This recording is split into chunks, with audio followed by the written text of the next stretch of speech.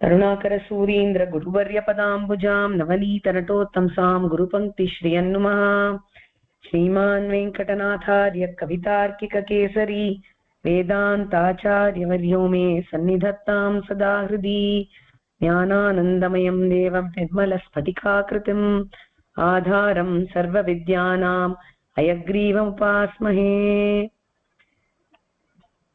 இந்த வருஷம் இந்த 5th year stories and values session inaugural class. இதான் இந்த வருஷத்தினுடைய முதல் கிளாஸ். பாதி வருஷம் கிட்டத்தட்ட ஆயிடுச்சு. இப்பதான் நம்ம இதை ஸ்டார்ட் பண்றோம். உங்களுக்கு நிறைய பெரிய மாடியூல்ஸ்லாம் இருந்ததுனால கொஞ்சம் இதை நிதானமா எடுத்துக்கலாம் அப்படின்னு இப்போ ஆரம்பிச்சிருக்கோம். இப்ப என்ன டாபிக் கவர் பண்ண போறோம் அப்படின்னு கேட்டா, இந்த வருஷத்துல நம்ம மகாபாரதத்திலேருந்து சில முக்கியமான அம்சங்களும் புராணங்கள் பத்தி சில விஷயங்களும், அதாவது ஏதாவது ஒரு புராணத்தை எடுத்துட்டு அந்த புராணத்துல இருக்கிற முக்கியமான அம்சங்கள், அது விஷ்ணு புராணமா பாகவத மகாபுராணமான்னு பார்க்கலாம். மகாபாரதம் முடிச்சாவிட்டு we'll see how we plan for that. ஸோ அதுதான் இந்த வருஷத்தினுடைய values session plan. Other than that நம்மளுக்கு சங்கோஷ்டி குவிஸ் வரும்.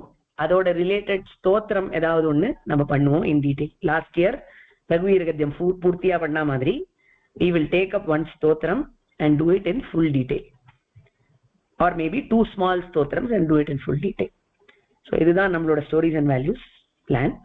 அதர் தென் தட் ராமானுஜர் கதை நம்ம ஸ்லோவா பண்ணிட்டு இருக்கோம் as and when the videos are coming. so that will also happen whenever the videos come. அந்த ஸ்டோரியும் நம்ம பார்த்துட்டு இருப்போம். ஸோ இன்னைக்கு நம்ம பார்க்க போறது மகாபாரத கதையினுடைய ஸ்டார்டிங் அண்ட் ராமானுஜருடைய கிரந்தங்களை பத்தின வீடியோ. சரியா? ஸோ இப்போ மகாபாரதம் அப்படிங்கிறத பத்தி நிறைய பேருக்கு நிறைய விஷயங்கள் தெரியும்னு நினைக்கிறேன். அடியனே ரொம்ப நிறைய பேசிட்டு இருக்கேன். So let you people talk. மகாபாரதத்தை பத்தி ஃபுல் ஸ்டோரி எத்தனை பேருக்கு தெரியும்? Mahabharata full story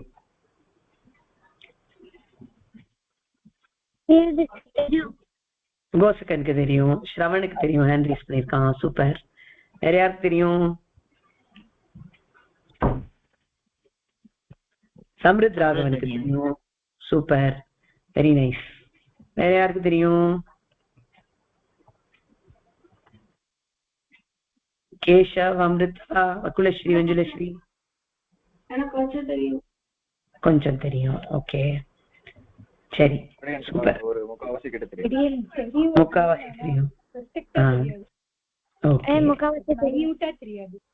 okay, Pragati முக்காவாசி தெரியும். வக்குலஸ்ரீ, மஞ்சுலஸ்ரீ? கொஞ்சம். Okay, super. நிறைய தான் தெரியுது எல்லாருக்குமே. நம்ம இப்ப முக்கியமான சில விஷயங்களை தான் பார்க்க போறோம். மகாபாரதத்தை பூர்த்தியா பார்க்கறதுக்கு நம்மளுக்கு அவ்வளவு ஸ்கோப் இல்லை. ஸோ முக்கியமான சில அம்சங்களை நம்ம பார்க்கலாம். ஸோ இப்ப பார்த்தோம்னா ஓகே, மகாபாரதம் அப்படிங்கிற இதிகாசத்தை கம்போஸ் பண்ணவர் ஸ்ரீ வேதவியாசர். ஸோ இது என்ன அப்படின்னு கேட்டோம்னா, மகாபாரதம்னு இதுக்கு ஏன் பேர் வந்தது அப்படின்னு பார்த்தோம்னா, அதுக்கு முக்கியமா 3 காரணங்கள் இருக்கு. அது என்ன காரணங்கள் அப்படின்னு கேட்டோம்னா, முதல் காரணம் அது மகாபாரத யுத்தத்தை பத்தின கதை, அதனாலேயே அதுக்கு மகாபாரதம்னு பேரு. 2வது காரணம் இந்த பரத வம்சத்தை பத்தின கதை, சந்திர வம்சிகளான பரதன் முதலியவர்களுடைய கதை, அதனாலேயும் இதுக்கு மகாபாரதம் அப்படின்ற பேர். 3வது காரணம் என்னன்னா, பா பா அப்படின்னா ஞானம்னு அர்த்தம். அந்த ஞானத்துடைய இருப்பிடமா இருக்கு, ஞானத்தை தன்கிட்ட சேர்த்து வச்சுட்டு இருக்கு. ரதம் அப்படின்னா சேர்க்கை அப்படின்னு ஒரு அர்த்தம் வருது. அந்த மாதிரி சேர்த்து வச்சுட்டு இருக்கு தன்னிடத்துல இந்த நூல், இந்த கிரந்தம் அப்படிங்கறதுனால இதுக்கு மகாபாரதம்னு பேரு. மகாபாரதத்துல இருக்கிறது இந்த உலகத்துல ஏதாவது ஒரு இடத்துல இருக்கும். எல்லா சமயங்கள்லயும், அதாவது எந்த காலகட்டமா இருந்தாலும் எந்த யுகமா இருந்தாலும் மகாபாரத கதையில வர விஷயங்கள் எல்லா யுகங்கள்லயும் அந்த சமயத்துல இருக்கிறவா கிட்ட அந்த உலகத்துல எங்கேயாவது நம்ம பார்க்க முடியும். அதே மாதிரி மகாபாரத கதையில இல்லாதது எங்கேயுமே இருக்காது. இத சொல்றதுக்கு ஒரு ஸ்லோகம் இருக்கு. அந்த ஸ்லோகம் யாருக்காவது தெரியுமா?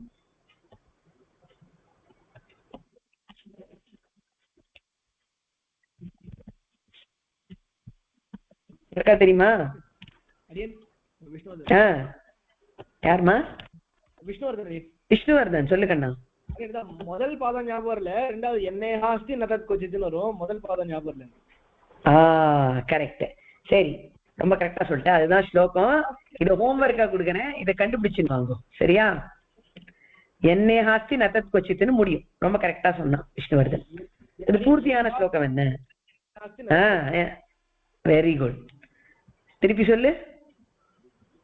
சரியாதான் சொல்றது. எதிஹாஸ்தி ததன்யத்ர என்னை ஹாஸ்தி நதத் கொச்சித். பர்ஃபெக்ட். எதிஹாஸ்தி ததன்யத்ர என்னை ஹாஸ்தி நதத் கொச்சித். கரெக்டா? எழுதிண்டா? நான் எல்லாம் ஸ்லைட்ல எல்லாம் போடல, நீங்களாம் சீனியர் ஆயிட்டு ஸ்லைட்ல கம்மியா தான் இன்ஃபர்மேஷன். சோ அதனால மகாபாரதத்துல இருக்கிறது டெஃபினட்டா எங்கேயாவது இருக்கும், இல்லாதது எங்கேயுமே இருக்காது, எல்லா காலகட்டத்திலும். அதுதான் important. Not relevant just one time. இப்ப கலியுகத்துல மட்டும் இல்ல துவாபர யுகத்துல மட்டும் அப்படின்னு கிடையாது. அதுல நடந்தது எல்லா காலத்துக்கும் ரெலவென்ட். சோ இது பரத வம்சத்தினுடைய கதை. பாண்டவர்கள், கௌரவர்கள், இவாளை பத்தின கதை. மேஜர்லி ஸ்டோரி லைனுங்கிறது அதுதான். 1.25 லட்சம் ஸ்லோகங்கள் இதுல இருக்கு. இதனுடைய யாராவது கேட்டலாமா?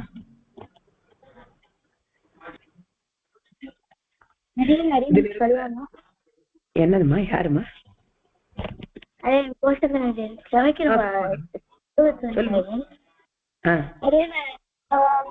இந்த பாரதத்திலே நடந்து இருக்கிறது பெரிய எபிக் ஸ்டோரின்றதுனால மகாபாரதம்னு சொல்லுவாரு. அப்ப நீங்க சொல்றச்சு அது லெஃப்ட் ரைட் லைன் அதான் சொல்ல. கரெக்ட், ரொம்ப கரெக்ட். அது ஒரு பெரிய எபிக், அதான் சொல்ல வரேன் இல்லையா? ஆமா, கரெக்ட். சோ இதுல இருக்கிற முக்கிய அம்சங்கள் என்ன அப்படின்னு பார்த்தோம்னா, பகவத்கீதை, விஷ்ணு சஹஸ்ரநாமம், விதுர நீதி, இதெல்லாம் நம்மளுக்கு அன்னாட வாழ்க்கைகளுக்கு இருக்கக்கூடிய டேக்அவேஸ். பகவத்கீதை அப்படிங்கிறது நம்மளுக்கு உபாயத்தை காமிச்சு கொடுக்கறது. நம்ம என்ன பண்ணினா நம்மளுக்கு மோட்சம் கிடைக்கும் அப்படின்னு தெரிவிக்கக்கூடிய முக்கியமான விஷயம் பகவத்கீதை. அதே மாதிரி இந்த உலகத்துல நன்னா வாழறதுக்கு உபயுக்தமா இருக்கக்கூடியது விதுர நீதி. எம்பெருமானியே இந்த கலியுகத்துல திருப்பி திருப்பி தியானம் பண்றதுக்கான சாதனம் திருநாமங்கள், அதுதான் விஷ்ணு சஹஸ்ரநாமம். சோ இது 3 மகாபாரதத்தினுடைய முக்கியமான ஹைலைட். இதுக்கு மேல என்னென்ன பர்வாக்கள் இருக்கு மகாபாரதத்துல அப்படிங்கிற ஒரு சம்மரி. 18 பர்வாக்கள் உண்டு மகாபாரதத்துல. பர்வானா இந்த சாப்டர் செக்ரிகேஷனுக்கு பர்வா அப்படின்னு பேர் வச்சிருக்கா. சோ இதுல பார்த்தோம்னா முதல் 12 பர்வாக்கள்ல, அதாவது 12 பர்வாக்களுக்குள்ளேயே யுதிஷ்டிர பட்டாபிஷேகம் நடந்து முடிஞ்சு போயிடும்.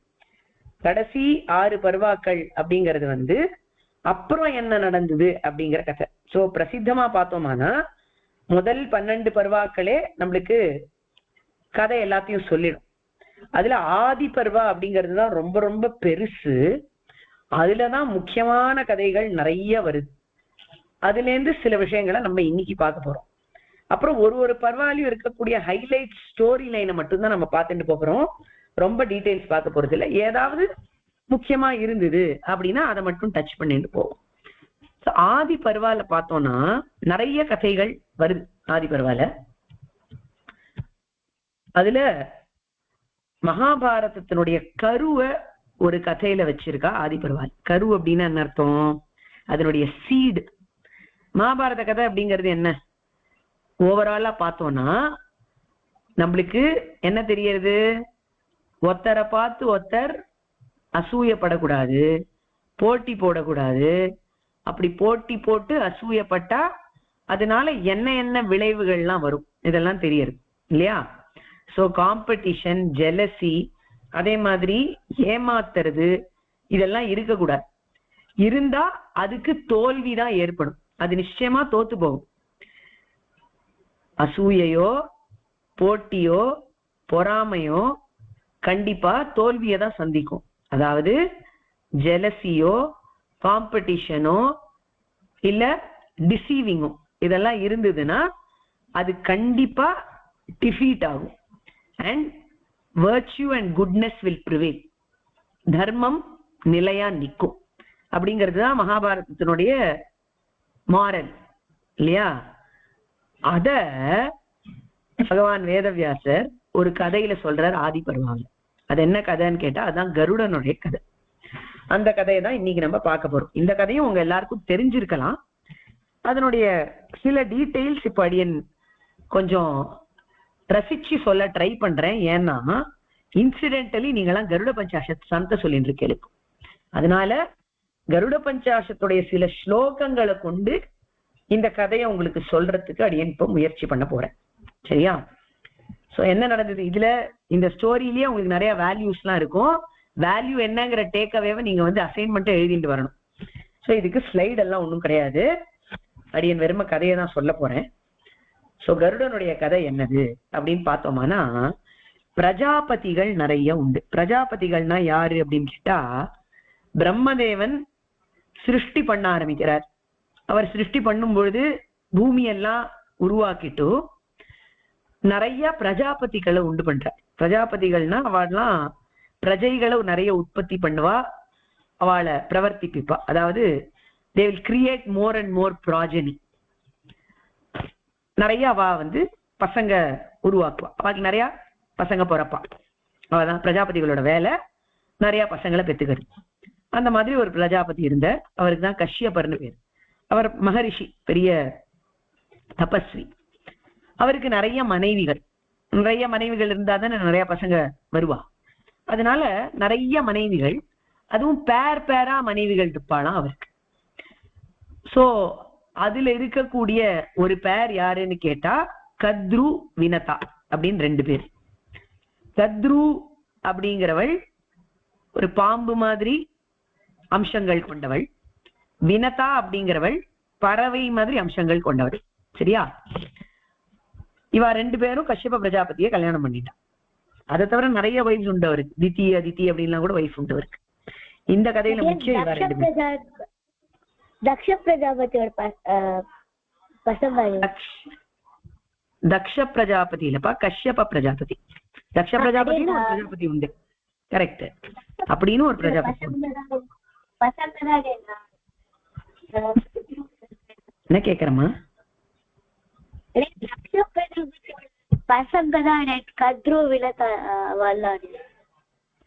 கரெக்ட். தக்ஷ பிரஜாபதியோட பசங்க கத்ரு வினதா. கரெக்ட், அப்சல்யூட்லி, ரொம்ப கரெக்ட். சோ கஷ்யப பிரஜாபதியோட வைஃப் அவ 2 பேரையும் கல்யாணம் பண்ணிட்டாரு இவர். அவ 2 பேரும் ஒரு வரம் கேட்டாங்க கஷ்யப்பர் கிட்ட. என்ன கேட்டா, கத்ரு வந்து தனக்கு நிறைய பிள்ளைகள் வேணும் அப்படின்னு கேட்டாராம். அப்படியே ஆகட்டும் அப்படின்னுட்டார் கஷ்யப்பர். வினதா என்ன கேட்டா அப்படின்னு பார்த்தா, எனக்கு 2 பிள்ளைகள் வேணும், ஆனா அவ இந்த கத்ருவனுடைய பிள்ளைகளை விட சக்திசாலியா இருக்கணும், கெட்டிக்காராளா இருக்கணும் அப்படின்னு வரம் கேட்டான். இந்த கதையினுடைய ஒரு கட்டத்திலையும் நீங்க வந்து என்ன மாறல் அப்படிங்கறத வந்து நோட் பண்ணிக்கணும். சரியா? as Adiyan is narrating the story, make note of what you learn from each part. சரியா? சோ வினதா கேட்ட வரம் எப்படி, கத்ருவனுடைய பிள்ளைகளை விட கெட்டிக்காராளா எனக்கு பிள்ளைகள் வேணும் அப்படின்னு கேட்டுட்டான். ஆச்சு, இவர் அனுகிரகம் பண்ணிட்டார். கத்ரு வந்து ஆயிரக்கணக்கான முட்டைகள் இட்டாளாம். அவ பாம்புனுடைய அம்சம் கொண்டவன்னு சொன்னோம் இல்லையா? சோ பாம்பு எப்படி ரீப்ரொடியூஸ் பண்ணும்? அது எக்கு தான் லே பண்ணும்.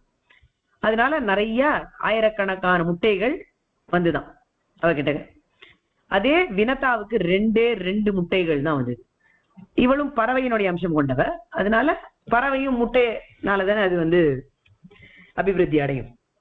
அதனால எக்காலதான் அது ரீப்ரொடியூஸ் பண்ணும். அதனால அவ 2 எக் லே பண்ணா. இப்படி 1000 முட்டைகள், 2 முட்டைகள் இப்படி இருக்கு. கொஞ்ச நாள் ஆச்சு, கத்ருவனுடைய முட்டைகள்லாம் ஒன்னொன்னா ஹேட்ச் ஆகி வெளியில வருது. குட்டி குட்டியா பாம்புகள்லாம் வெளில வருது. அதெல்லாம் வளர்றது, சிலதெல்லாம் பயங்கரமா வளருது, சிலது கருப்பா இருக்கு, சிலது வெள்ளையா இருக்கு, சிலதுக்கு நாக்கு நீளமா இருக்கு, சிலது விஷத்தோட இருக்கு, சிலது சாதாரணமா இருக்கு. பலவிதமான பாம்புகள் அப்படி பாம்பா வந்துட்டே இருந்தது. கத்ருக்கு மட்டும் முட்டைகள் எல்லாம் பொரிஞ்சுட்டே வந்தது. வினத்தைக்கு மட்டும் ஒரு முட்டை கூட பொரியல. 2 முட்டையில 1 கூட அசையவே இல்லை. இவளுக்கா என்ன ஆச்சுன்னு புரியலையேன்னு காத்துட்டே இருந்தேன். எத்தனை நாள் ஆச்சு தெரியுமா? 500 வருஷங்கள் ஆச்சு. 500 இயர்ஸ் ஆச்சு. வினதானுடைய ஒரு முட்டை கூட பொரியல. அப்போ அவளுக்கு கொஞ்சம் கோவம் வந்தது. அதனால என்ன பண்ணா, ஏன் நம்ம முட்டை மட்டும் பொரிய மாட்டேங்கிறது அப்படின்னு ஒரு முட்டைய பை ஃபோர்ஸ் உடைச்சா. உடைச்ச உடனே அங்கேருந்து அண்டர் டெவலப்டா ஒரு குழந்தை வெளியில வந்தது. ஒரு பறவை. அதுக்கு கால் இல்லை, முட்டிக்கு கீழே இல்லை. அதனால அதுக்கு முட்டிக்கு கீழே இல்ல, கை கீழே இல்லை. அனூரு அப்படின்னு பேர் வச்சுட்டா அதுக்கு. அதனால பாதிதான் அண்டர் டெவலப், பாதி பறவை தான் வந்திருக்கு, காலே இல்லை அதுக்கு. இத பார்த்த உடனே ரொம்ப வருத்தப்பட்டா வினதா. இப்படி நம்ம அவசரப்பட்டுட்டோமே அப்படின்னு வருத்தப்படுறா. அந்த குழந்தை செக்கச்சவேல்னு இருக்கு. அருணன் அதுக்கு பேர் வச்சாலாம். இப்ப இந்த பிறந்த குழந்தைக்கு அவ அம்மா மேல கோவம். அம்மா, இப்படி பொறுமை இல்லாம ஒரு காரியம் பண்ணிட்டியே, உன்னோட பொறுமையின்மையினால எனக்கு ஒரு அங்கஹீனம் ஏற்பட்டுடுத்தோ. நான் இப்ப ஹேண்டிகேப்ட் ஆயிட்டேன் just because you did not have the patience.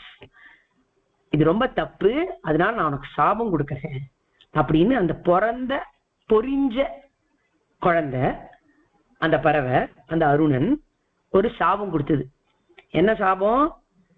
எப்போ உனக்கு பொறுமை இல்லையோ, பொறுமையாவே இருக்கக்கூடிய கட்டாயத்துக்கு நீ ஆளாவ, நீ அடிமையாயிடுவ அப்படின்னு சொல்லிடுத்தது.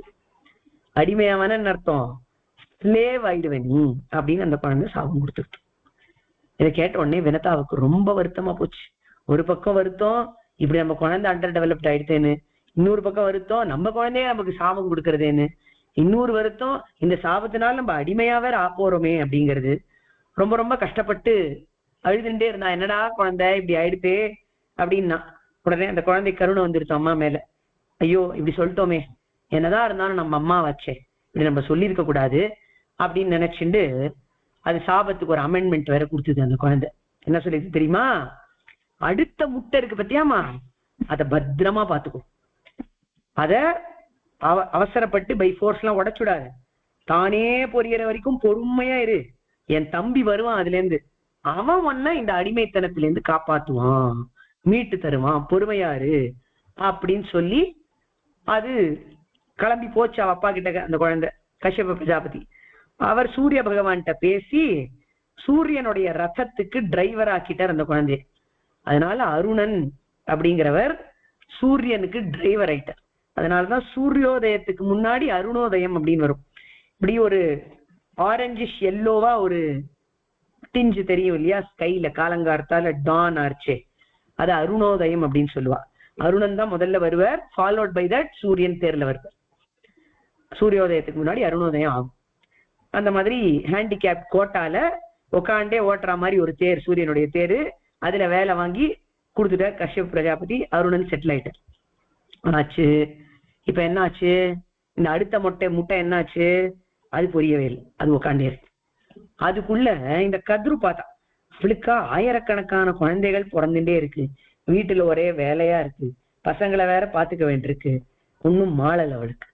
இவ பாக்குறாங்க வினதா மட்டும் இல்ல, ஜாலியா இருக்கு, அவளுக்கு பசங்களே இல்ல, ஒரு குழந்தை பிறந்தது அதுவும் எங்கேயோ போயிடுது, இன்னொரு குழந்தை பிறக்கவே மாட்டேங்கிறது, இவ மட்டும் ஜாலியா இருக்காளே, எப்படியாவது வேலை வாங்கணும் அப்படின்னு அவளுக்கு தோன்றது. டைரக்டா போய் கேட்க முடியாது, ஏன்னா அவ கோ ஒய்ஃப்ல. அதனால அப்படியே போய் கேட்டா நல்லா இருக்காது, அவ செய்ய வேண்டிய நிர்பந்தமும் கிடையாது, ஷி கேன் ரிஃப்யூஸ். அதனால என்ன பண்ணா, அவ ஒரு யுக்தி பண்ணா, எப்படியாவது இந்த வினதா அவ கொஞ்சம் ஏமாத்தி நம்மளுக்கு வேலைக்காரி ஆக்கிக்கணும் அப்படின்னு அவ தீர்மானிச்சுட்டா கத்ரு. வினதா கொஞ்சம் சாமர்த்தியம் கம்மி, அவளுக்கு போராது, அதனால அவளை ஏமாத்தி விடலாம் ஈஸியா அப்படின்னு நினைக்கிறா. அதனால என்ன பண்ணா, ஒரு நாள் 2 பேரும் துணி துவைக்கிறதுக்கு போனாலாம் ஆத்தங்கரைக்கு. அப்படி துணி துவைச்சுட்டே இருக்கா. அப்பதான் பார்க்கடல்ல மந்தனமாயி பல விஷயங்கள்லாம் வெளில வந்திருக்கு. ஐராவதம் உச்சைஸ்ரவஸ் எல்லாம் வந்திருக்கு. Airavatam divine elephant, Uchchaihshravas divine horse, அதெல்லாம் அப்படி வெளியில வந்திருக்கு. அப்படி அந்த உச்சைஸ்ரவஸ் குதிரை இப்படி பறந்து போகுமா வானத்துல, அவ இருக்கிற ஏரியால தினம் பறந்து போகும். அப்படி பறக்கறச்சே வினதா பார்த்தா மேல, இவளுக்குதான் வேலை ரொம்ப கிடையாது, கத்ரு துணியா துவைச்சுட்டு இருக்கா, வினத்தைக்கு துணியெல்லாம் துவச்சி சீக்கிரம் ஆயிடுது, அதனால அப்படி வேடிக்கை பாக்குறா. இப்படி வேடிக்கை பார்த்து வானத்தை பார்த்து சொல்றா, என்ன ஒரு வெள்ளை ஸ்பாட்லெஸ் இம்மாக்குலேட் வெயிட்டா அந்த குதிரை போறது பத்தேலாக்கா அப்படின்னு வினதா கத்ருவை பார்த்து சொல்றா. வினத்தை அந்த உச்சைஸ்ரவஸ் குதிரை அப்படி பறந்து போறது, வெள்ளை வெள்ளைன்னு இருக்கு அந்த குதிரை. அதை பார்த்து இப்படி ஒரு எக்ஸ்கிளமேட்டரி ஸ்டேட்மெண்ட் சொன்னா வினதா. உடனே கதிர் பிடிச்சுட்டா, இதுதான் சரியான தருணம் அப்படின்னு தீர்மானிச்சு அவ சொல்றா, கிருஷ்ணவாலமகம் மன்யே, இல்ல இல்ல இதோட வால் மட்டும் கருப்பு அப்படின்றா. வினதா சொல்ற, இல்லவே இல்ல, நான் நல்லா பார்த்தேன், அதோட உடம்புல ஒரு கருப்பு பொட்டு கூட கிடையாது, ஸ்பாட்லெஸ்ஸா இருக்குது, முழுசா வெள்ளதான் அப்படிங்க.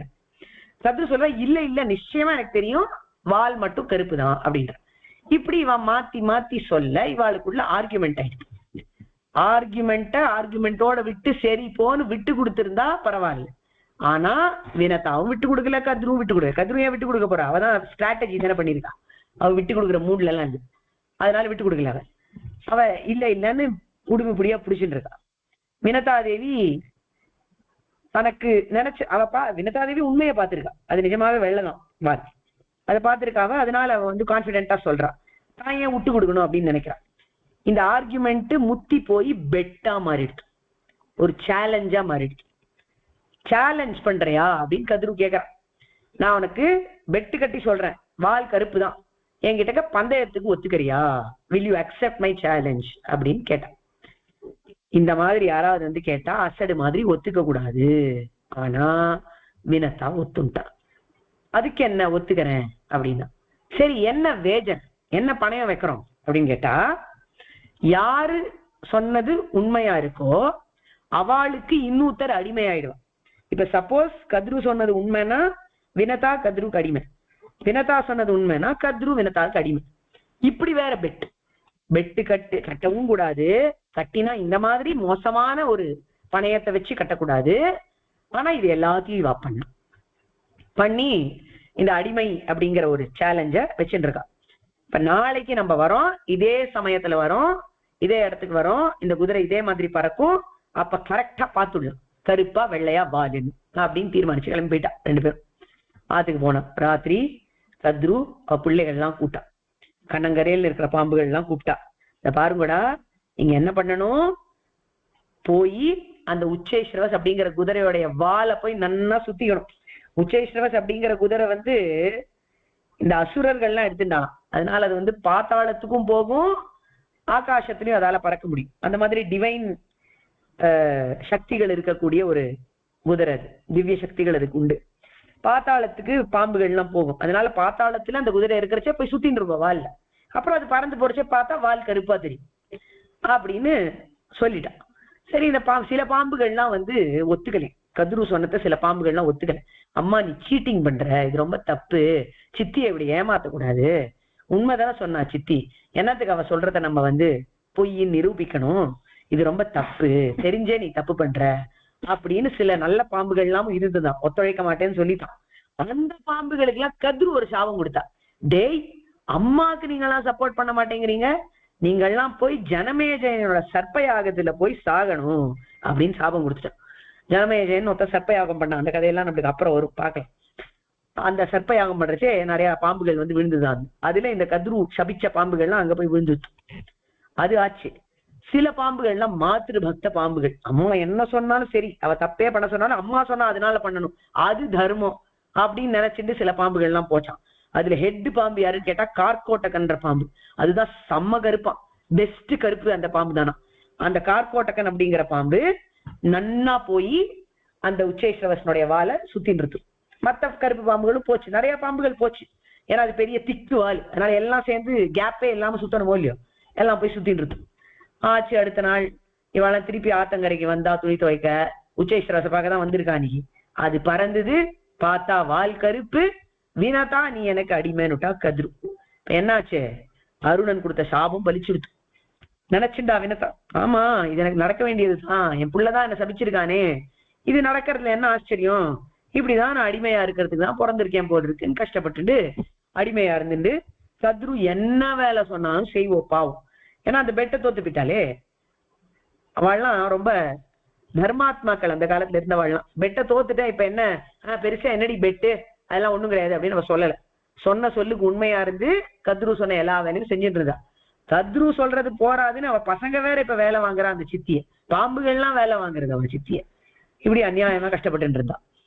இவ கஷ்டப்படுற காலம் ரொம்ப அவளுக்கு தாங்க முடியாம இருந்தது. அப்பதான் நம்பிக்கையா இருக்குமா அவளுக்கு. அந்த இன்னொரு முட்டையை பாக்குறச்சு, சரி இந்த காலத்துக்கும் ஒரு முடிவு இருக்கு.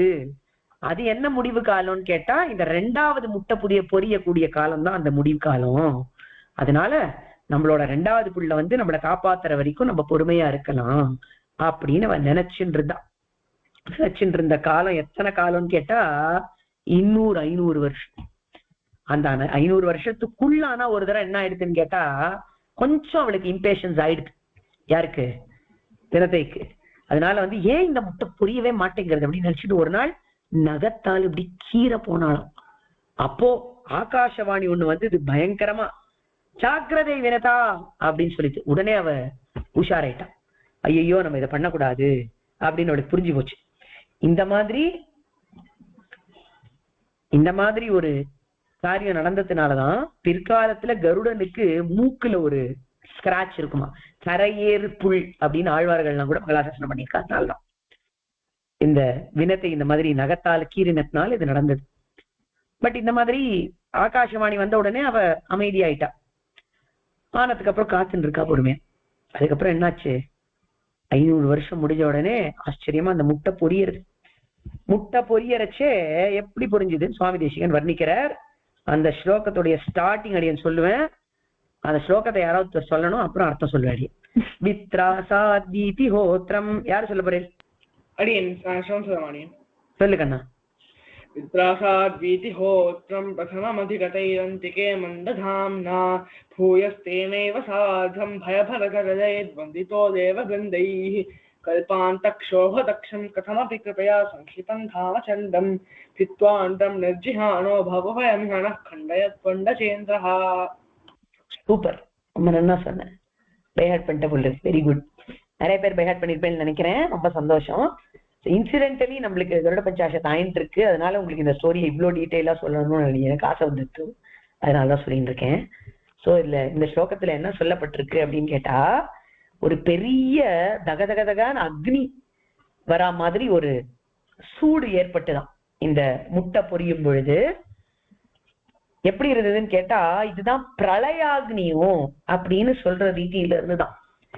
இத பார்த்த உடனே உலகமே அப்படியே நடுங்கி போச்சான். தேவர்கள்லாம் நடுங்கி பிரம்மா கிட்ட போய் பிரார்த்திச்சா.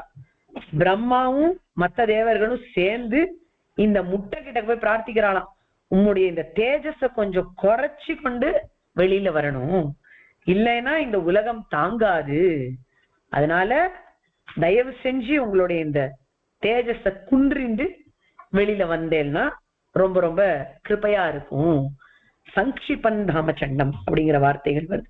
ரொம்ப குறைச்சுண்டு, தேஜஸ குறைச்சுண்டு வெளியில வரணும் அப்படின்னு பிரார்த்திக்க வந்தாராம். அவர் அந்த அண்டத்திலேருந்து வந்தார். அண்டஜேந்திரன் வெளியில வந்தார் அப்படிங்கிறார். அந்த அண்டஜேந்திரன் என்ன அர்த்தம்னு கேட்டா, அண்டஜர்கள்னா பறவைகள், பறவைகளுக்கு இந்திரன் அண்டஜேந்திரன். அவர் நம்மளுடைய பாப்பங்களை எல்லாம் கண்டயத்து, அதை கண்டிக்கட்டும் அப்படிங்கிறார். ஏன்னு கேட்டா, இவருடைய தேஜஸையே இவர் கண்டிச்சுண்டு அவதாரம் பண்ணினார். இவரோட தேஜஸ் அப்பேற்பட்டதா இருந்துதான். உலகத்தையே பிரளயாக்னி மாதிரி சூழ்ந்து சாப்பிடக்கூடிய தேஜஸோட அவர் அவதாரம் பண்ணினதுனால அந்த தேஜஸுடைய கருத்மான் நம்மளுடைய பாப்பங்களை எல்லாம் கண்டிக்கட்டும் அப்படின்னு சுவாமி தேசிகன் ரொம்பவும் அழகா அந்த இடத்துல சாதிக்கிறார்.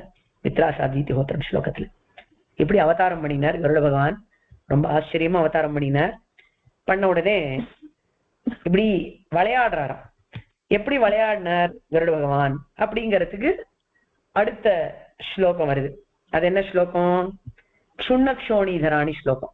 சரி, இப்போ அடியன் இந்த இடத்துல இத ஸ்டாப் பண்ணிக்கலாம்னு நினைக்கிறேன். கருடனுடைய விளையாட்டை நம்ம அடுத்த கிளாஸ்ல பார்ப்போம்.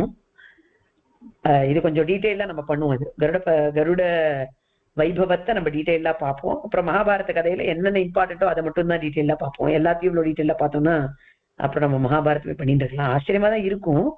ஆனா ஒரு அவுட்லைன் தான் கொடுக்கறதா எண்ணம் இருக்கு.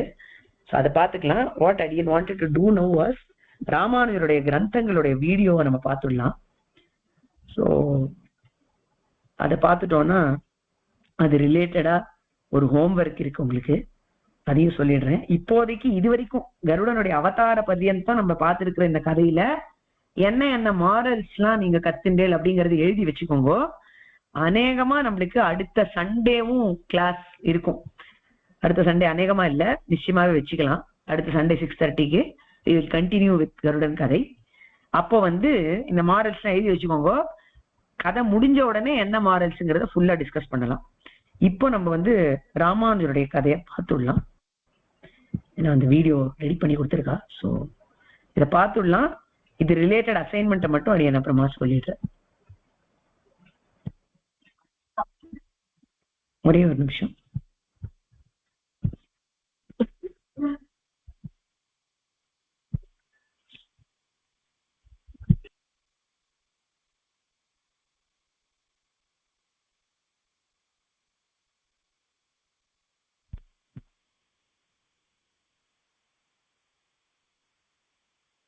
அப்படிங்கிறத பார்த்தோம். அதுல பெரிய நம்பி கிட்டக்க சமாசிரயணம், திருக்கோட்டியூர் நம்பி கிட்டக்க ரகசியார்த்தங்கள், திருமாலையாண்டான் கிட்டக்க திருவாய்மொழி, அப்புறம் திருவரங்க பெருமாளரையர் கிட்டக்க ஆச்சாரிய நிஷ்டைய பத்தி சுவாமி ராமானுஜர் தெரிஞ்சிருந்தார். இதுக்கப்புறமா ஸ்ரீமத் ராமாயண காலக்ஷேபம் பெரிய திருமலை நம்பி, அதாவது ராமானுஜருடைய பூர்வாசிரமத்து மாதுலர் மாமா, அவர் கிட்டக்க போய் கத்துக்கணும் அப்படின்னு பெரிய நம்பிகள் தெரிவிச்சிருக்கார்.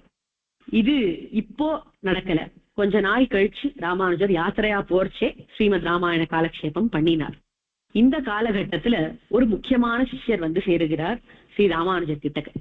யாருன்னா பெரிய திருமலை நம்பியாகிய ராமானுஜருடைய பூர்வாசிரமத்து மாதுலருக்கு மச்சினர் பிள்ளை கிடாம்பி ஆச்சான் அப்படின்னு ஒருவர் ஆசிரியிக்கிறார் ஸ்ரீ ராமானுஜரை. அவருக்கு ராமானுஜர் கிட்டக்க அபாரமான பக்தி. ராமானுஜர் இந்த சிஷ்ய கோஷ்டிகளோட சேர்ந்து ஸ்ரீரங்கத்துல இருந்துட்டு இருக்கார். ஸ்ரீரங்கம் கோவில் நிர்வாகம் இப்ப ராமானுஜர் கையில இருக்கு. கையில இருக்குன்னா என்ன, பெருமாள் நியமிச்சிருக்கார். அதனால எல்லா கைங்கரியங்களும் கரெக்டா நடக்கிறதா, டயத்துல நடக்கிறதா அப்படின்னு சூப்பர்வைஸ் பண்ணிட்டு இருக்கார் ஸ்ரீ ராமானுஜர். பலவித திருத்தங்கள் ஏற்பாடு பண்ண வேண்டி வந்தது அந்த சமயத்துல. ஸ்ரீபண்டாரத்துல எல்லாம் நல்லா நடக்கிறதா, உற்சவ காலங்கள்ல எல்லா ஏற்பாடுகளும் சரியா நடக்கிறதா, டயத்துல பெருமாள் வெளியில ஏழ்றாரா, அங்க திவ்ய பிரபந்த கோஷ்டி வேத கோஷ்டி எல்லாம் முன்ன பின்ன சரியா போயிட்டு இருக்கா, எல்லா நிர்வாகமும் பார்த்துட்டு இருக்கார். பார்த்தது மட்டும் இல்லாத சீர்திருத்தி எல்லாத்தையும் சரிப்படுத்தி ஒரு ஒழுங்குக்கு கொண்டு வந்துட்டு இருக்கார். எப்பவுமே ஒருத்தர் டிசிப்ளின் பண்ணா பல பேருக்கு அது பிடிக்காது. அப்போ இருந்த சில கோவில் அதிகாரிகளுக்கு ராமானுஜரை பிடிக்காம போயிடுதான். அவருடைய டிசிப்ளின் அவளுக்கு பிடிக்கல. இவ அங்க அட்டுழியம் பண்ண முடியல ஃப்ரீயா, அதனால அவளுக்கு ரொம்ப கோவம். ராமானுஜர் எப்படியாவது தீட்டு கட்டிடணும் அப்படின்னு சூழ்ச்சி பண்ணாலும். எப்படி பண்றது இத்த அப்படின்னு யோசிச்சா. ராமானுஜர் சன்னியாசியா இருக்கிறதுனால சில கிரகங்களுக்கு போய் பிக்ஷையை ஸ்வீகரிச்சுப்பார். அதுதான் அவருக்கு ஆகாரம். அப்படி பிக்ஷை ஸ்வீகரிக்கும் ஒரு ஆத்துக்கு போய் அந்த ஆத்து எஜமானரை கைக்குள்ள போட்டுட்டா. அவருக்கு ஏதோ பிரைபு கொடுத்தா அவர் ஒத்துனுட்டார் இந்த பிளானுக்கு. இந்த பிக்ஷையில விஷம் கலந்து அத்த ராமானுஜருக்கு போட வேண்டியது அப்படின்னு தன்னுடைய தர்மபத்னிக்கு நியமிச்சுட்டார். அந்த அம்மாளுக்கு ராமானுஜர் கிட்டக்க ரொம்ப ஈடுபாடு. இந்த ஒரு துஷ்காரியத்தை செய்யறதுக்கு அவளுக்கு மனசே வரல.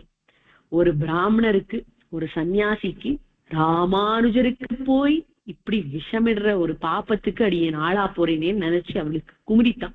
ஆனா பர்த்தா சொல்லி மீறி பழக்கம் இல்லை, என்ன பண்றதுன்னு தெரியல அவளுக்கு. அவளுக்கு மனசு குமுறித்து எப்படியாவது ராமானுஜருக்கு சூச்சிப்பிச்சிடணும், அவருக்கு இண்டிகேட் பண்ணிடணும், இந்த மாதிரி ஒரு தப்பான அன்னத்தை அவருக்கு பிக்ஷையா கொடுக்கறோம் அப்படிங்கறத அப்படின்னு நினைச்சா. ராமானுஜர் வந்தார் அவளுடைய கிரகத்துக்கு. அன்னைக்கு அழுதுண்டே பிக்ஷை சாதிச்சாலாம் அந்த அம்மாள். அது மட்டும் இல்ல, பிக்ஷை சாதிச்ச உடனே விழுந்து சேவிச்சாளாம். பொதுவா சன்னியாசிகள் பிக்ஷையை ஸ்வீகரிச்சுட்டதுக்கு அப்புறமா ஒருத்தர் சேவிச்சுட்டானா அன்னைக்கு பூர்ணமா பட்னி இருக்கணும், உபவாசம் இருக்கணும், சாப்பிடக்கூடாது அப்படிங்கிறது தர்மம். இப்படி இந்த அம்மா சேவிச்சு விட்டதுனால அவர் அன்னைக்கு பிக்ஷை எடுத்துக்க முடியாததா ஆயிடுத்து. ராமானுஜர் பார்த்தார், ரொம்ப வித்தியாசமா தெரியறதே இவளுடைய நடத்தை எல்லாம், இன்னைக்கு இப்படி அழுதுண்டே பிக்ஷை சாதிப்பானே, அதுக்கப்புறம் சேவிப்பானே அப்படின்னு நினைச்சுண்டு காவேரி கரை ஓரமா போய் அந்த பிக்ஷைய விசர்ஜனம் பண்ணிட்டு அப்படியே உட்கார்ந்துட்டு இருக்கார். அங்கேருந்து 2-3 காக்கா வந்துதான் அந்த தூக்கி போட்ட பிக்ஷைய சாப்பிடுறதுக்கு. சாப்பிட்ட உடனே அப்படியே அது மாண்டு போயிடுது. உடனே ராமானுஜருக்கு புரிஞ்சு போச்சு, ஆஹா இந்த அன்னத்துல விஷம் இருந்திருக்கு, அதான் அந்த அம்மா சூச்சிப்பிச்சிருக்கா அப்படின்னு தெரிஞ்சுட்டார். தெரிஞ்ச உடனே அவர் நினைச்சுட்டாராம், இப்படி எல்லாத்தையும் தியாகம் பண்ணிட்டு துறவியா இருக்கும் பொழுதும் ஒருத்தருக்கு நம்ம இடத்துல அசூய வருமானா என்ன காரணம் இருக்கலாம்? நம்ம பிக்ஷை சாப்பிடுறோம் அசூயப்படுறாரோ என்ன? இப்படி புறத்தையாருக்கு அசூய கொடுக்கக்கூடியதான ஒரு விஷயத்த நம்ம பண்ண வேண்டாம், இன்னில இருந்து உபவாசம் இருப்போம்னு நித்திய உபவாசம் இருக்க ஆரம்பிச்சுட்டாரா. அன்னில இருந்து சிஷ்யாளுக்கெல்லாம் மனசு தாங்கல, இப்படி ஆச்சாரியன் போய் உபவாசம் இருக்காரேன்னு கஷ்டப்பட்டு இருக்கார். இந்த விஷயம் தெரிஞ்சது திருக்கோட்டியூர் நம்பிக்கை. அவர் திருக்கோட்டியூர்ல இருந்து ஓடி வந்தாராம் கிளம்பி ராமானுஜரை பாக்குறதுக்கு. அவர் அழைக்கிறதுக்கு பெரிய நம்பி போயிருக்கார். 2 பேருமா நடந்து வரா. ஆச்சாரியர்கள் தன்னை நோக்கி வரான்னு தெரிஞ்சதும் ராமானுஜர் நேரம் எழுந்து போய் அவளை அழைக்கிறதுக்கு போறாராம். எங்க போறாருன்னா காவேரி கரைக்கே போயிட்டாராம். கோடை காலம் அது, காவேரியில ஜலம் இல்ல, மணல் தான். ஸ்ரீரங்கத்துல கோடை காலம் எப்படி இருக்கும்னு சொல்லணுமா? தேவையே இல்லை. எங்கேயான ஒரு 45 டிகிரி வெயில் இருக்கும், அப்படியே கால் கீழே வச்சா கொப்பளிக்கிறது மணல். அந்த மணல்ல நடந்து வந்துட்டு இருக்கார். ஆச்சாரியர்களை பார்த்து விழுந்து சேவிச்சாராம் ஸ்ரீ ராமானுஜர். அந்த கொதிக்கிற மணல்ல விழுந்து சேவிச்சுட்டு இருக்கார். சேவிக்கணும் ஆச்சாரியர்களை எப்ப வரைக்கும்னா அவ எழுந்துக்கோன்னு சொல்ற வரைக்கும் சேவிக்கணும். இவர் சேவிச்சுட்டே இருக்கார். திருக்கோட்டியூர் நம்பிகளும் பெரிய நம்பிகளும் எழுந்துக்கோன்னு சொல்லவே இல்லையா. பக்கத்துல இருந்த கிடாம்பி ஆச்சான் பார்த்தார். இது என்ன குரு சிஷ்ய லட்சணம் அப்படின்னு பொங்கி எழுந்து அழுத்துண்டாராம் அவர். இத பார்த்த உடனே திருக்கோட்டியூர் நம்பி, ராமானுஜா எழுந்துரு அப்படின்னாராம். சிரிச்சார். உடனே சொல்றார், இது ஒரு பரீட்சைப்பா, இங்க இருக்கக்கூடிய சிஷ்ய கோஷ்டியில ராமானுஜருடைய திருமேனியில யாருக்கு அதிகமான பரிவு இருக்குன்னு பாக்குறதுக்கோசரம் தான் இத்தனை நாள் எழுந்துக்காதேன்னு சொன்னேன். கிடாம்பி ஆச்சானே, உமக்கு இவருடைய திருமேனியில எக்கச்சக்கமான பரிவு இருக்கு, அதனால இன்னிலிருந்து நீரே இவருக்கு தலிக பண்ணி போடும், ஏக பிக்ஷையா உம்ம கையாலேயே இவர் இன்னில இருந்து சாப்பிட வேண்டியதுன்னு நியமிச்சாராம் ஆச்சாரியர். இப்பேற்பட்ட ஆச்சாரியர்கள் வாத்சல்யத்தோட ராமானுஜருடைய சிஷ்யரை அவருக்கு மடப்பள்ளி ஆச்சான நியமிச்சார். அதுல இருந்து கிடாம்பி ஆச்சானுக்கு மடப்பள்ளி ஆச்சான்ற திருநாமம் வந்தது. அந்த மடப்பள்ளி வந்த மனமா மேல ஆச்சாரிய சம்பிரதாயம் திகழ்ந்துட்டு போச்சு அப்படிங்கறத பிறகு பார்க்கலாம். கிடாம்பி ஆச்சான் கைங்கரியங்கள் எல்லாம் பண்ணிட்டு இருக்கார். ராமானுஜர் சித்தாந்தத்தை நிலைநாட்டுறதுக்கு இப்போ பலவித கிரந்தங்களை அருளி செய்தார். எந்தெந்த கிரந்தங்கள்? வேதாந்த தீபம், வேதாந்த சாரம் அப்படின்னு 2 கிரந்தங்கள் அருளி செய்கிறார். இது பிரம்மசூத்திரத்தினுடைய அர்த்தங்கள் சுருக்கி விளக்கப்பட்டிருக்கு இந்த கிரந்தங்கள். வேதார்த்த சங்கிரகம் அப்படின்ற கிரந்தம் செய்தார். அதுல வேத வாக்கியங்களுக்கெல்லாம் அர்த்தம் சொல்லியிருக்கார். கீதா பாஷ்யத்துல பகவத்கீதைக்கு விஸ்தாரமான விசிஷ்டாத்வைதபரமான பாஷ்யத்தை பண்ணியிருக்கிறார். மேலே நித்தியம் அப்படின்னு ஒரு கிரந்தம் செய்திருக்கிறார். இந்த நித்தியம் அப்படின்ற கிரந்தம் நித்திய கர்மானுஷ்டானங்கள் எல்லாம் எப்படி செய்ய வேண்டும், கார்த்தாலேருந்து ராத்திரி வரைக்கும் ஒரு ஸ்ரீ வைஷ்ணவன் என்னென்னத்தை அனுஷ்டானம் செய்ய வேண்டும்னு ரொம்ப பறக்க அழகா எழுதி வச்சிருக்கார். மேல முக்கியமான கிரந்தம் ஸ்ரீபாஷ்யத்தை அருளி செய்கிறார். ஸ்ரீபாஷ்யம் வியாசருடைய பிரம்மசூத்திரங்களுக்கு விசிஷ்டாத்வைதபரமான அர்த்தம். இப்ப விசிஷ்டாத்வைத சித்தாந்தத்துல பிரதான பிரதிதந்திரம் என்னது அப்படின்னு கேட்டா, பிரதான பிரதிதந்திரம்னா nothing but something which is exclusive to that sampradaya, which is the main exclusive thing to that sampradaya. அதான் பிரதான பிரதிதந்திரம். அது என்னதுன்னு கேட்டா ஷரீராத்ம பாவ சம்பந்தம். அதாவது எம்பெருமானுக்கும் நமக்கும், அல்லது எம்பெருமானுக்கும் பிரகிருதிக்கும், எம்பெருமானுக்கும் பிரகிருதிக்கும் நமக்கும், அதாவது ஈஸ்வரனுக்கும் சித்துக்கும் அச்சித்துக்கும் தத்துவத்ரயத்துக்கும் உள்ள சம்பந்தம் என்ன அப்படிங்கறத காண்பிச்சிருக்க. இந்த தத்துவத்ரயம் அது 3 இல்லையா? அச்சித்து, சித்து, ஈஸ்வரன். அதாவது இந்த பிரகிருதி, இந்த நான் லிவிங், நம்ம லிவிங், பெருமாள், ஈஸ்வரன். இவா 3 பேருக்குள்ள என்ன சம்பந்தம்னா, இந்த ஈஸ்வரனான பெருமாள் ஆத்மாவா இருக்கிறார், இந்த சித்தும் அச்சித்தும் அவருக்கு சரீரமாக இருக்கிறது. அதான் ஷரீராத்ம பாவ சம்பந்தம். இந்த சரீராத்ம பாவ சம்பந்தத்தை கொண்டு பேதா பேத கடக ஸ்ருதி வாக்கியங்களுக்கு விளக்கம் அளிச்சிருக்கார் ஸ்ரீபாஷ்யத்தில். ஸ்ருதியில பல வாக்கியங்கள் உண்டு. அதாவது எல்லாம் ஒன்னே, இந்த தத்துவத்திரயங்களும் ஒன்னே அப்படின்னு சொல்றது அபேத ஸ்ருதிகள். இந்த மூணும் வெவ்வேற அப்படின்னு சொல்றது பேத ஸ்ருதிகள். ஒண்ணுத்துக்கு ஒண்ணு சம்பந்தம் இருக்கு அப்படின்னு சொல்றது கடக ஸ்ருதிகள். இந்த ஸ்ருதி அப்படிங்கறத நம்ம பிரமாணமா எடுத்துட்டோம்னா இந்த 3 விதமான ஸ்ருதிகளுமே உண்மை அப்படின்னு வியாக்கியானம் பண்ணினாதான் கரெக்ட். இந்த 3 ஸ்ருதிகளும் கரெக்ட் அப்படிங்கிறதுக்கு வியாக்கியானம் பண்றதுக்கு ஒரே வழி இந்த சரீராத்ம பாவ சம்பந்தத்தை சொல்றது. ஈஸ்வரனுக்கும் சித்துக்கும் இருக்கிறது ஆத்மா சரீரம் அப்படின்ற சம்பந்தம் அப்படிங்கறத சொல்றதுதான் இந்த ஸ்ருதிகள் எல்லாத்துக்கும் விளக்கறதுக்கு கரெக்டான வழி. இதுதான் பிரதான பிரதிதந்திரம் விசிஷ்டாத்வைத சித்தாந்தத்துக்கு. இதுதான் ஸ்ரீபாஷ்யத்துல சொல்லப்பட்டிருக்கு விஸ்தாரமாக 4 அத்தியாயங்களாக. ரொம்ப அற்புதமாக ஸ்ரீபாஷ்யம் அருளி செய்தார் ஸ்ரீ ராமானுஜர். மேலே ஸ்ரீபாஷ்யம் அருளி செய்து ஈஸ்வரனை பத்தி எல்லாம் சொல்லி ஆயிடுச்சு. நம்ம பண்ண வேண்டிய காரியம் என்ன? சரணாகதி பண்ணணும் ஈஸ்வரன் கிட்டக்க. சரணாகதி பண்ணினால்தான் அவனுடைய திருவடியை அடைஞ்சி மோட்சம் அடைய முடியும். அந்த சரணாகதியை பண்ணி காண்பிச்சார் ஒரு பங்குனி உத்திரத்தன்னைக்கு. சரணாகதி கத்தியம் அப்படின்ற கிரந்தத்தையும் அந்த சமயத்துல அருளி செய்தால். மேலே ஸ்ரீரங்க கத்தியம், ஸ்ரீ வைகுண்ட கத்தியம் அப்படின்னு கத்திய திரயங்களா மொத்தமா அருளி செய்தார். இப்படி 9 கிரந்தங்கள் அருளி செய்தார் ஸ்ரீ பாஷ்யக்காரர் ஸ்ரீரங்கத்துல இருந்துண்டு. கிரந்த நிர்வாகம் எல்லாம் பண்ணியாச்சு. மேல் சோ ராமானுஜருடைய கிரந்தங்களை பத்தி இப்ப நம்ம வீடியோ பார்த்தோம். அதுல இன்னொரு செக்மெண்ட் இருக்கு, அதை அடுத்த வாரம் பார்க்கலாம். இப்போ நாய் ஆயிட்டதுனால யாருக்காவது ஏதாவது டவுட் இருக்கா? ஒரு 1-2 மினிட்ஸ்ல கேட்டுடுங்க. சுவாமி எழுட்டார் அடுத்த உபன்யாசத்துக்கு.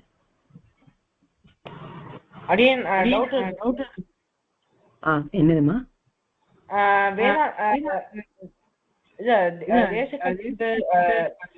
மகாபாரதத்தை பத்தி ஏதாவது யாதவாபிரியத்துல மகாபாரதத்தினுடைய கதையை ஒரு சர்க்கத்துல ஃபுல்லா சமரைஸ் பண்ணிருக்காருமா, 23rd சர்க்கத்துல. சரி, வேற ஏதாவது டவுட் இருந்தா குடிச்சு வச்சுக்கோங்க. அடுத்த வாரம் அடுத்த சண்டே கிளாஸ் இருக்கும். அப்ப இந்த கருடனுடைய சரித்திரத்தை பூர்த்தியா பார்த்து விடலாம். இந்த ராமானுஜ சரித்திரத்துல இருக்கிற இந்த வீடியோல இருக்கிற பாக்கியும் பார்க்கலாம். அதுல இன்னும் கொஞ்சம் இருக்கு, அதை அடுத்த வாரம் பார்க்கலாம். இந்த சாட்டர்டே இங்க பவுண்டரிக்கு ஆசிரமத்துல கேம்ப் இருக்கும் பெங்களூர்ல. அதே மாதிரி மண்டே 26th வந்து வித்யார்த்தி சதஸ்னுடைய இனாகிரேஷன் இருக்கும். அதுக்கு யாரெல்லாம் முடியுமோ அவசியம் வந்து கலந்துக்குவோம். தன்யாஸ்மி. ஜெய் ஜெய் ஸ்ரீ சுதர்ஷன்.